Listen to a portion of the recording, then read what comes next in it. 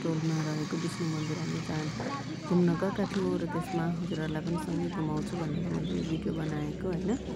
हामी यो चाहिँ महेन्द्र राजमार्ग, यहाँको ठेट लोकल मान्छेहरू हुनुहुन्छ उहाँहरू चाहिँ महेन्द्र राजमार्गमा चाहिँ एसियन हाइवे बनिरहेको छ नि त, त्यही भएर एकातिर रोड बन्नै बाँकी छ, अर्कोतिर रोड बन्दैछ, बन्न बाँकी छ, अर्कोतिर बनिसकेको छ होइन। अनि त्यही भएर सजिलो छ यतातिर बाटो, पूर्वतिर चाहिँ अलिक बन्न बाँकी नै छ र अलिक गाह्रो छ, यतातिर चाहिँ त्यति साह्रो गाह्रो छैन, बाटो बनिसकेको छ म्याक्सिमम प्रायः होइन।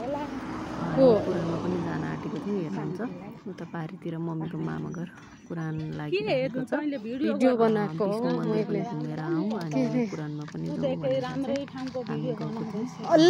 मन्दिरको फोटो पनि अब म हजुरहरूलाई देखाउँछु कस्तो थियो। यस्तो छ विष्णु मन्दिरको फोटो, यो ब्याक साइडबाट हो, फ्रन्ट साइडबाट पनि खिचेको छु, हेर्नु होला। हामी सानोमा सधैँ आरती गर्न गइरहेको ठाउँ हो, एकदम माया लाग्छ कि जन्मेको ठाउँ नि त होइन, माया लाग्छ।